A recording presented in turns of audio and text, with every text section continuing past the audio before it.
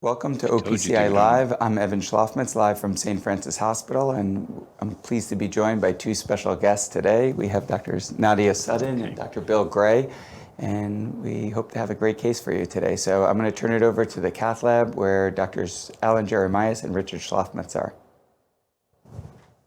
Hey, Evan and folks, how are you guys doing? Welcome to the cath lab at St. Francis. I think we have a pretty cool case today. I'm here with Rich, as you said before. We have Rachel and Deb helping us. We have Andy from anesthesia, and the whole rest of the team.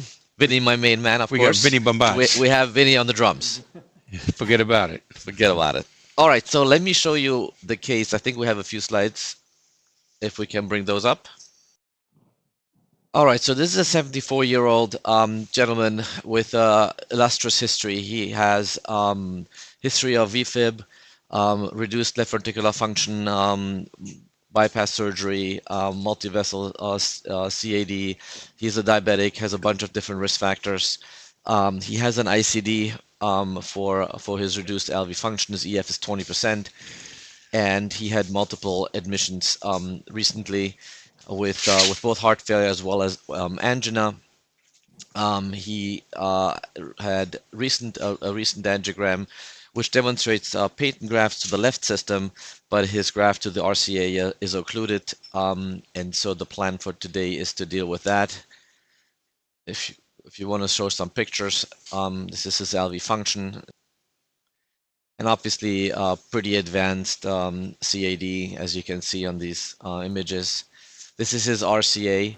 It's heavily calcified with one significant stenosis in the mid-vessel, which looks like a pretty eccentric plaque. And then these are the grafts that are patent, and I think he also has a lima. So the left side is okay, and so the plan for today is to deal with this RCA. You can see on the right image is this bulky, heavy calcified plaque. And so basically that's where we stand. We're planning on doing either atherectomy or shockwave. And we have something new in the lab today that maybe Rich will introduce, which is why I think the case is interesting. And we're talking about radiation protection, I think a very timely topic. Right. So my partners, Dr. Evan Shlofmitz, Allen Jeremias, and Ziad Ali, were always worried about me because I do many cases and I'm exposed to radiation over 40 years, and we know it's a cumulative thing. So I'm not the most careful when it comes to my screens and my protection. No, you protect the back wall. That's good. It's an important wall. It's an important wall. But with all seriousness, they said, look, we have this new thing we want you to try. And I'm not good at new things. I like doing whatever. You freely admit that. Yeah, no, but what is anyway, this, a shrink session? Well, they brought in this new device, and it looked like the nurses described it either as a Venus flytrap or a jellyfish. And I've been using it now. I used it for 3 days. This is the 4th day, and I do many cases. And I work by myself, and it's about turnover and quality, but turnover. I don't want to be wasting time moving a lot of radiation protection devices. So they brought this in here, and it really took a matter of minutes for them to educate me about this. So let me just start. Maybe just some intro. Yeah, so it's called the Radiaction Shield, and it gets completely integrated to the radiation equipment. Okay. Evan, you want to talk for a minute maybe about the mechanics of it? So the shielding, you get essentially 270 degrees of integrated shielding on both sides of the image intensifier. We'll be able to zoom in and see it in use in a moment, but there's a table side control. So just with the push of a button, you can engage whenever you want. The good news, there's not too many buttons, so even Rich understands it. I was about to say, Evan, this is so simple, even I can do this. It's basically total of 3 buttons, 2 that you're using, and 1 is a fail-safe button. Yeah. Emergency switch. Thank you for that. Anyway, it's very simple to use, and you keep going, and then I'll let you demonstrate. I'll demonstrate exactly how to do it. Yeah. So it basically is an add-on to any X-ray device. Currently, I think it works with Toshiba and Siemens, but they're obviously looking to expand, and it takes a matter of a couple hours just basically to put it on an existing X-ray system. So there's nothing new that you have to buy in terms of X-ray equipment. But the turnover rooms, I go into 2 rooms. The turnover is 0 time delay. There's 0 time delay in turnover. And in me doing the procedure, it doesn't affect my workflow at all. Let me just show you So what I do. let's do this, right? So let's go into the working view. Well, let me just, so I just have it set here. So it'll take me right back to that angle. Okay. Well, as we've been evaluating different radiation reduction options for the cath lab, there's a number of systems out there. There's obviously the focus on protecting the operator, but a key thing is there's a lot of other people in the cath lab there, and one of the important things for us was to find the solution that's going to be able to cover the rest of the lab, everyone who's standing there at the bedside, the circulator. We have cardiac anesthesia in a number of our cases. In structural heart cases, you have an imager at the head of the bed. So this really is a novel solution that offers a lot of All right, guys. So now we're in the benefits. working view. Gives me complete protection and a hover mode that's blue. And what's beautiful is that when I go up the aorta, I could go hover mode. I can move the table. I can't move the image intensifier, but I can be protected the whole way up. And when I get into my angle, again, I could use my hover mode. And then when I'm ready to do something, I go into the complete protection. I hit this black toggle switch, and you'll see that it goes from yellow to blue. Theoretically. Here Blue. we go. So now I'm covered. So now I can go on floor. I'm covered. I'm going to go on floor. I can't move the table right now. So But I'm you going to have come to off though, for a right? second. Yeah. So I just hit the toggle switch. And I'm just going to center the table here. I'm going to go to hover mode right now, just before I get centered. So I'm not exposed to radiation at all right now. I'm going to be blue. I'm in hover mode. So explain the difference Second. between hover mode and full protection. Hover mode lets me move the table versus full protection where you're locked and loaded. Right. Okay. Alan, the So now I'm going to be bottom able flaps to that are center. touching- Here we go. The bottom flaps that are touching the sterile field, those engage when you're fully engaged in hover mode. Those are up. So you get a Okay, so now I'm significant fully reduction in engaged. scatter. Either way. And it's just hitting the toggle gets you up and down. Okay, so now I'm ready to go. Now- So I go on fluoro, and now this is my working mode. So Yeah, one thing that's that you it. can see, because we're only seeing from the feet up, this is a shield that's on 270 degrees, and it's under the table as well. There's a similar shielding that gets engaged. So we have this severe right coronary lesion. When I did the Yeah. diagnostic cath, I wanted to image it, and I couldn't get an imaging catheter across. So when that happens, I didn't try with the balloon because I thought I'm going to have to go to rotablator. But we started the case here now. And the first thing is that it's anterior takeoff. So it's really not great guide position. So Alan suggested we use a trap liner, which is a great device to use that we can make really easy exchanges, and it gives us support. So we have an Amplatz 0.75 with side holes, 7 French. I have a long sheath because it has peripheral vascular disease. It gives me a lot of stability. We have a trap liner. I crossed with a Xi'an blue quite easily. And interestingly enough, we crossed with a 2.5 to core balloon, right? Right. Yeah, that too. And now it's basically changing our thought process. We do not stent unless we image. You can see this vessel's calcified, but angiographically, it looks pretty good most of the way. And we have good areas. We're not going to touch that with a stent, but we're going to be able to define the length of the stent and the size of the stent with the best landing area possible. Now, there's not going to be any normal tissue here. Everything's calcified. So we may put our stent to the lumen size just so we don't dissect in calcium, but we'll be able with precision to pick the best stent for this particular case. And initially I thought we were going to have to do rotablator, but we may be able to do shockwave. So Why don't we do this? So one of the other toys that we like to use is the Sync Vision. They have this magnification feature, which I like a lot, and basically it gets activated with a balloon in there. So it looks at the 2 dots of a balloon. So why don't we try to see if we get the balloon down, and that gives us a more advanced understanding of this is the balloon. Yeah, I a got more advanced understanding of what type of calcium we're dealing with. So you may need to just modify the view just because of the external wires, but yeah, we'll take a look. Yeah. So We'll see if it goes. There's a lot of hardware in between.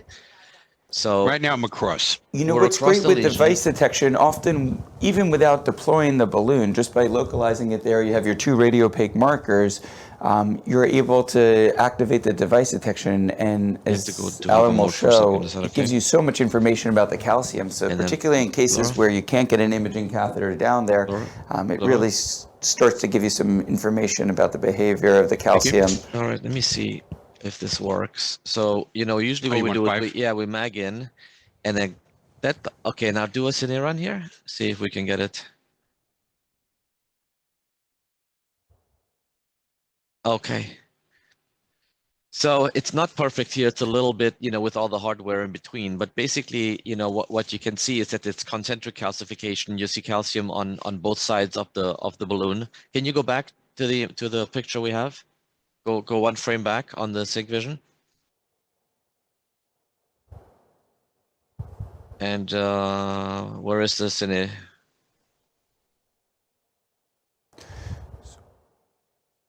I think it's just doing Maybe a one loop. It'll be forward? done in a second, but you can Yeah, see, so- with the blue flashing light on the II, you can see the radiation shield's engaged, and you're getting complete protection. All right. So now, I'm not sure if we can demonstrate that well, but anyway, why don't we see if this dilates, right? This is just a 2.5 balloon, so obviously it might not. Then move the table a little bit. 1 second. Okay. Laura. Okay. And let's see what we get.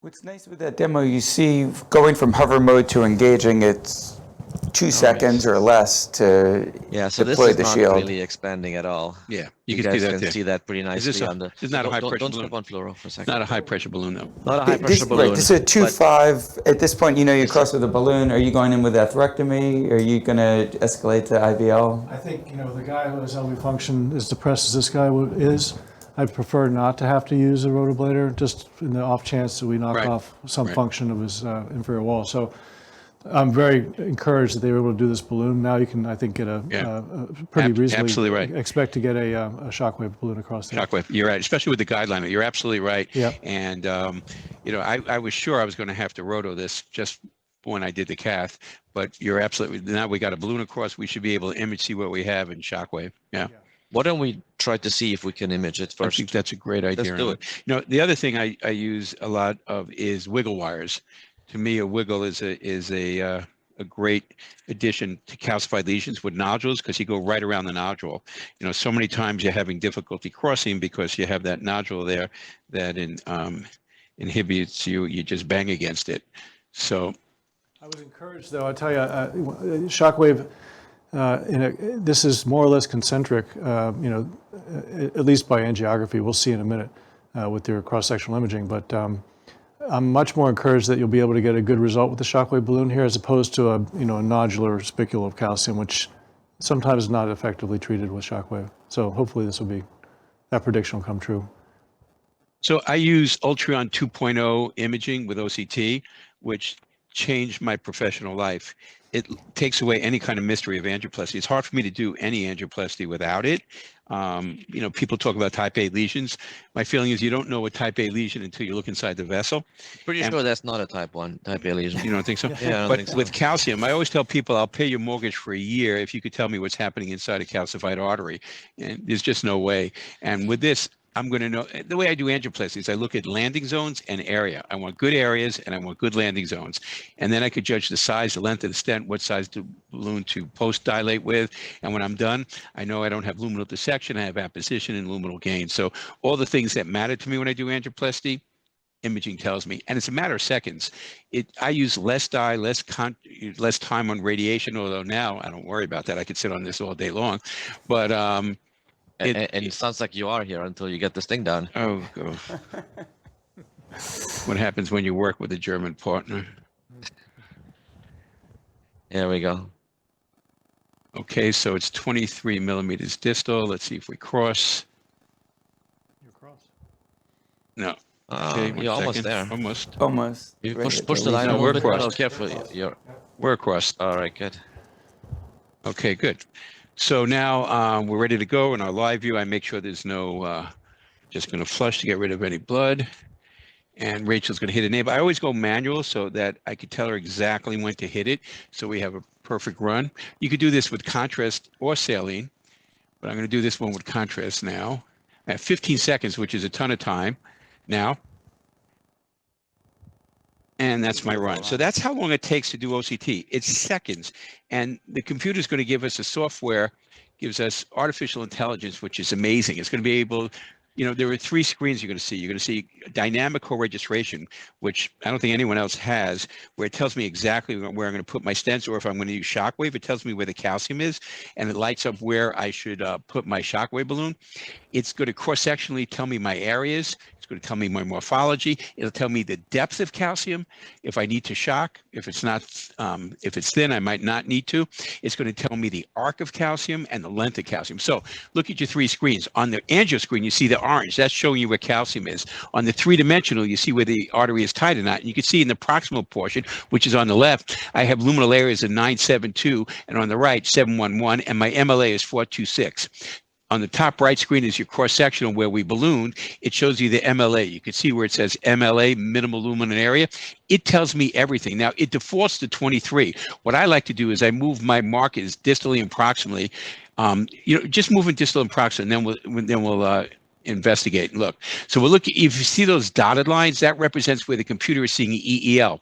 Doesn't mean the vessel's normal there, but it can detect some EEL. And you see that there from like 10 o'clock to 7 o'clock, you have relatively normal tissue.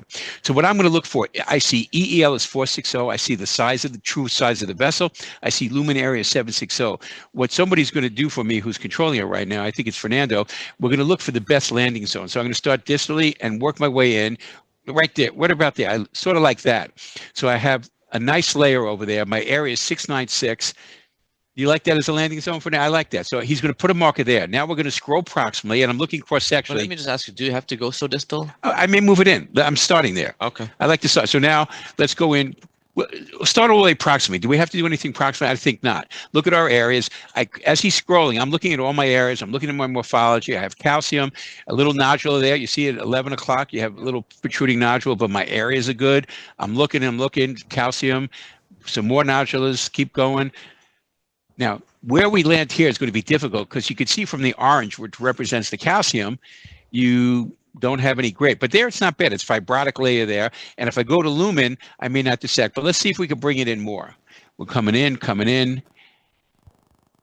There it gets calcified, the depth goes up. We'll get into the depths and say, here's where it gets ugly, right? So that's the lesion we're actually dealing with, right? So it Correct. turns out, just like the angio suggested, it's very eccentric, and it's a protruding nodule, right? So those are difficult. And you don't get that from the angiogram. No, you It's don't. impressive. Keep going. Can I keep seeing in there what we got? Okay, and here's circumferential calcium, circumferential. Okay, so let's try to find a proximal landing zone. I think it's somewhere around 35, Fernando. Somewhere around there was the fibrotic area, like right around there maybe. So that's a 33 millimeter stent. And the size of the stent is, the lumen is 3, the EEL is 4. Something like this, I might go 3.5 so I don't dissect, and then I just 'cause it's post-dilate is diffused what too. I do. And So the it's a reason why he's 3.5, 33 stent. Yeah, the reason why Yeah, it's go on, Evan. downsizing, but just because of the presence of diffuse disease. Had we found truly healthy landing zones, then you could size true vessel And look at size. that co-registration. And if you look at the angio co-registration, I have my flags, proximal distal, so it tells me where I'm going to be. And when we go live, you're going to see dynamic, where my live screen shows me that co-registration. It is amazing technology. It's really great. But Fernando, let's see. I'm sorry. Do we need to shockwave here? We have, certain things that help us. Could you show where the calcium go on this on the top right Go to the calcium? MLA. Okay, so here, orange represents. Yeah, go on. Oh, no, I was just going to say on the angiogram, everything's orange. For those who aren't familiar with the Ultraeon system, you may think it's just highlighting the vessel, but the orange is painting where there's severe calcium that meets your threshold. So, and if you look at the cross-sectional now, you'll see that it's orange, greater than 270, and that arrow, the white arrow around 10 o'clock is the depth of it. Could you go to the calcium modality here? Now, you can change your measurements, what you see, but here we see we have an angle of 283 with the maximal thickness of 0.80, and the length is greater than 5 millimeters. So this is something that we looked at with CRF, and it's something that if you just balloon alone, you're probably not going to get adequate fracture. And stenting calcium is all about fracture. It doesn't matter what you do, whether you do rotablate or orbital atherectomy, high pressure balloon, or shockwave. If you don't get fracture, you're not going to get expansion. If you don't get expansion, you're going to have restenosis. Perfect. So let me make a couple points. So one of the things we haven't talked so much about, we talked about landing zone, and obviously it's calcified. But if we go back into the lesion, so can you go to the minimal lumen area? 426. What the issue is when you're looking at it is that it's basically very, very eccentric, right? And it's a protruding calcified nodule. So the first thing that is interesting is that the system doesn't pick up nodules. So you see everything is orange because it detects the calcium when it's in the wall, but when it's protruding, you can't really see behind it. So you don't know what the base is, and so the system doesn't recognize it as calcium. If you can you move this a little bit to the left? Keep going. Here.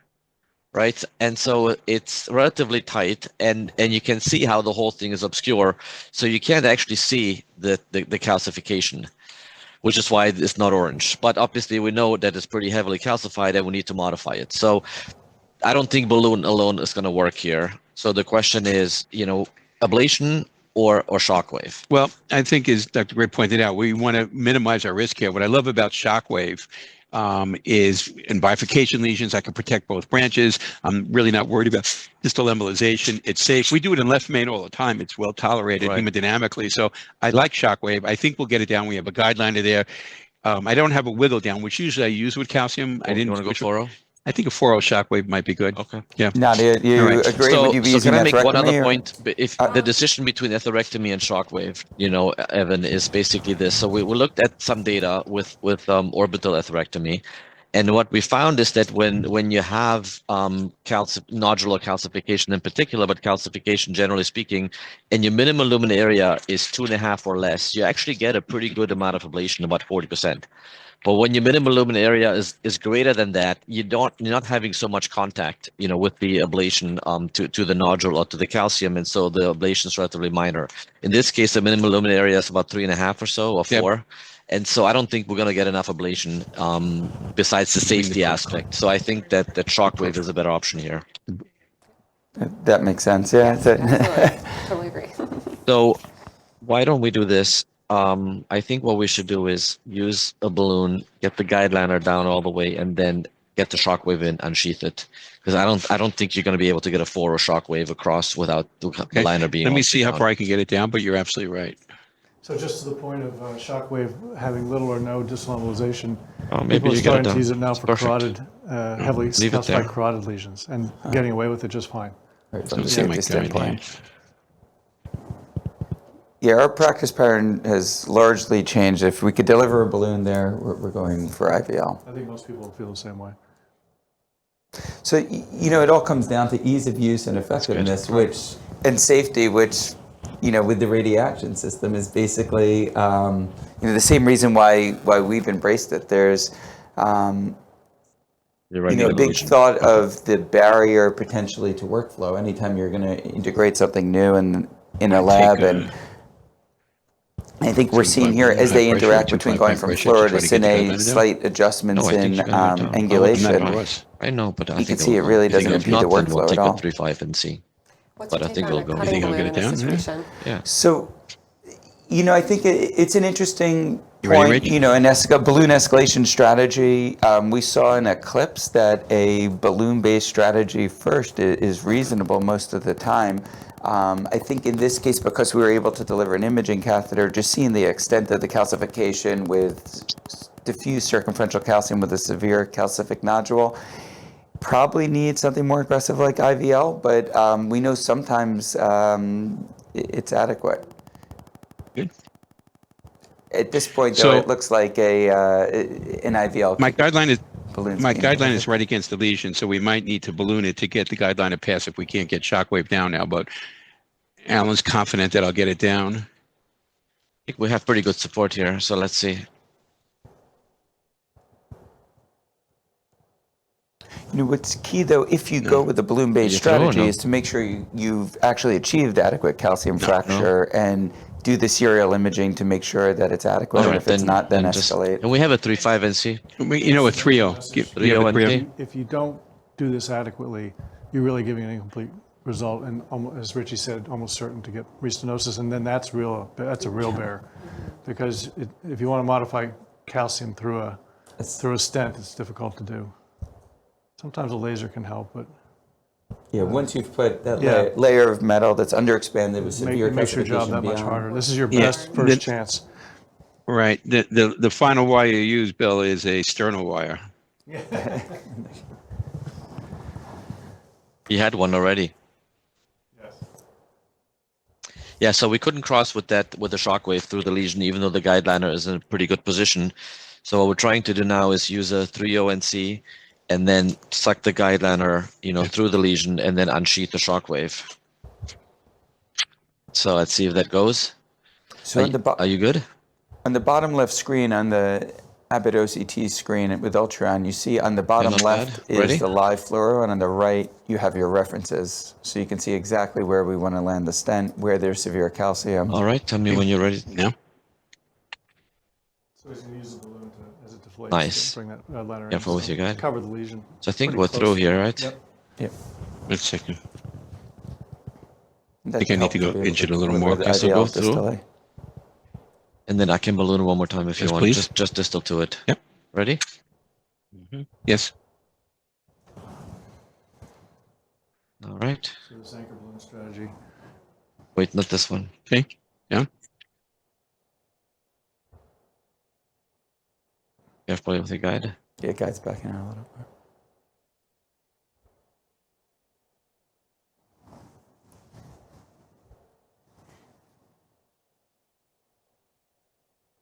Go up one more time.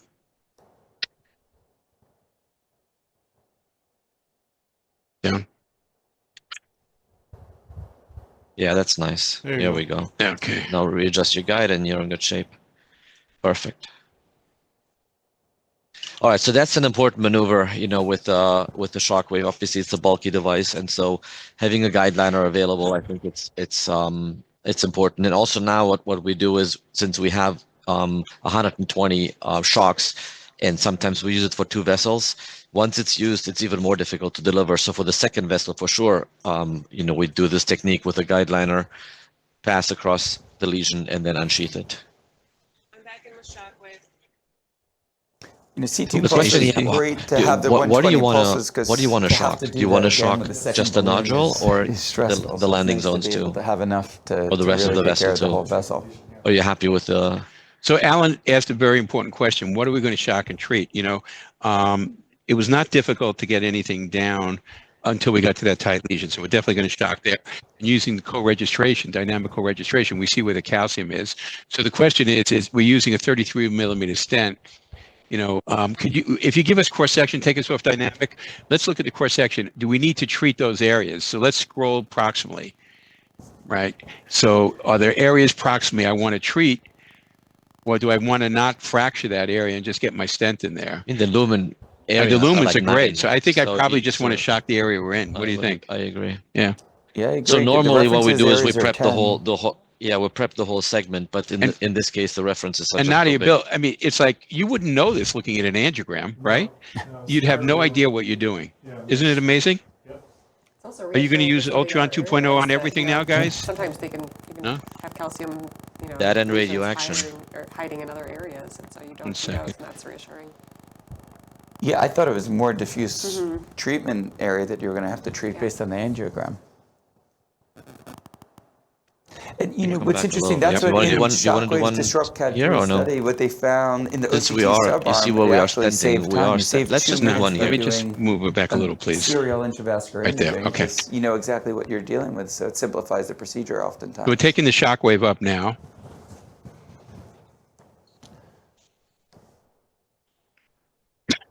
Some air in there. It's a little area, so we have to reprep it. So Alan's going to reprep it. And while All right, we're there we had reprepping, 10 maybe we can pulses. go on device detection screen for the next IVL inflation. Okay. It's actually really important with the air shockwave balloon because the transmission of the shockwave will be blunted by air in the balloon because the air will be compressed and the transmission of the shockwave won't be as profound. And it produces air, right? So it is also not just a matter of prep, but actually the way it works is it releases these bubbles, Yeah. and so it yeah, don't do it now. You going up? I'm ready. And so you actually have to prep it in between as well, because you create air over time. It's a guideliner, and there's gonna get it blood out in in a here. Meanwhile, we have our radiation device in the background, just Just doing its work. doing its work. But you know,